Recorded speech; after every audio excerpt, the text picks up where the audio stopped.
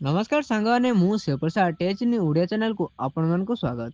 कौन रही आज निजुक्ति आसन से विषय जाना।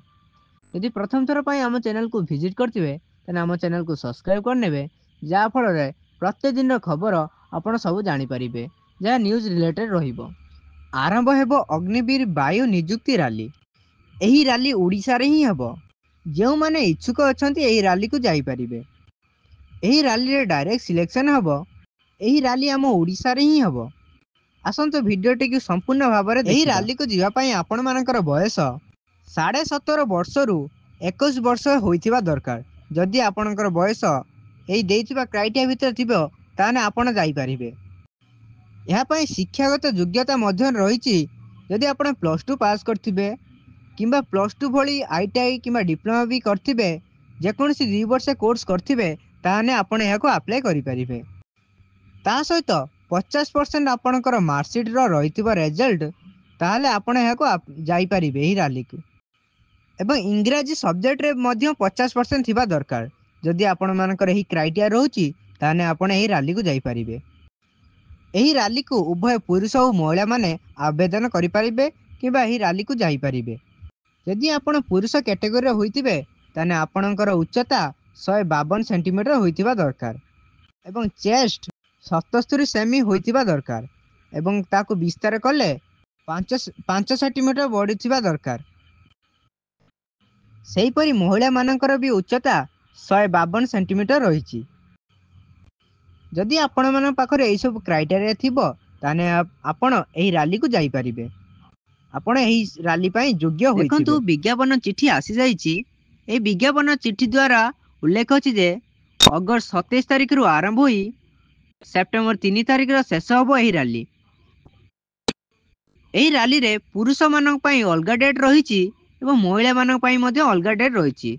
देखि पारथुए स्क्रीन रे ही जो पीडीएफ टा रहिची किंबा एही विज्ञप्तिटा रहिची विज्ञप्ति रे कोन सब लेखा अछि। यदि आपण एही विज्ञप्ति पाइबा को चाहुचंती ताने मोर टेलीग्राम रे मु देई देछि। आपण जाई डिस्क्रिप्शन लिंक अछि टेलीग्राम लिंक आपण जाई हेतु डाउनलोड करि परिबे। देखंतु पुरुष मानक पई कोन रहिची कोउ दिन आपण जिबे।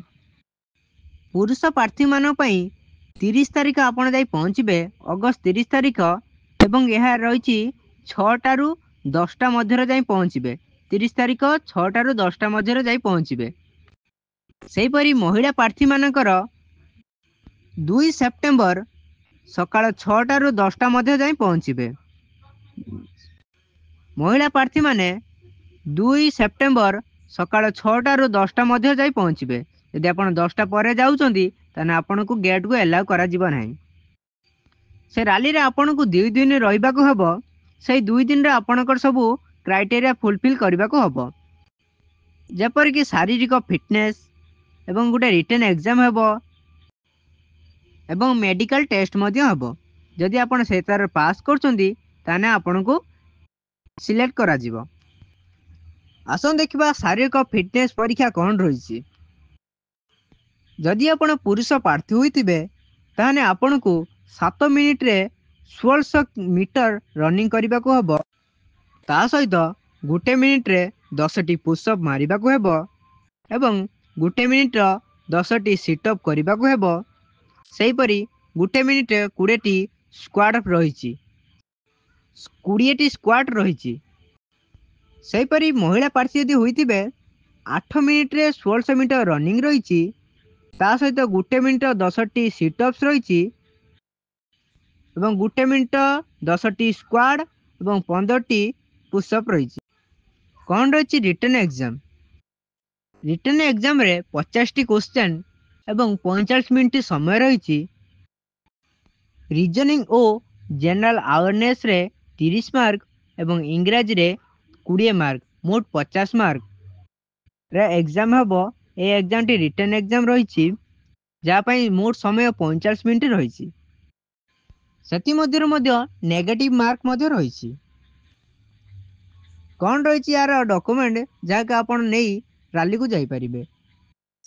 रैली को जीवा पूर्वरु आपण को एई सब डॉक्यूमेंट नै जीवा दरकार। मैट्रिक सर्टिफिकेट +2 सर्टिफिकेट यदि आपण आईटीआई डिप्लोमा करथिबे ता सर्टिफिकेट जेकोसी एजुकेशन क्वालिफाई आपण करथिबे सबुरु आपण सर्टिफिकेट नै जिबे। ଏବଂ ତା ସହିତ ରେସିडेଣ୍ଟ सर्टिफिकेट कास्ट सर्टिफिकेट आधार कार्ड जदि भोटर कार्ड थी भोटर कार्ड तर सहित जदि आपण एनसीसी ए बी सी मध्य जेकोसी गोटे सर्टिफिकेट थी ताने आपण नहीं जाई परिबे एवं आपण को recently passport size colour photo 20 नहीं कि जीवा आवश्यक यदि आप सब डॉक्यूमेंट नहीं जाऊँगी ताने आपण को क्राइटेरिया पुरेबे यदि आप या किसी मिस कर डॉक्यूमेंट वेरिफिकेशन आपण कटिजे यदि वीडियो भल लगी ताने वीडियो को लाइक करदे एवं चैनल को सब्सक्राइब करदे जहाँफल यही रकम भी नोटिफिकेशन आप सर्वप्रथम जानीपर।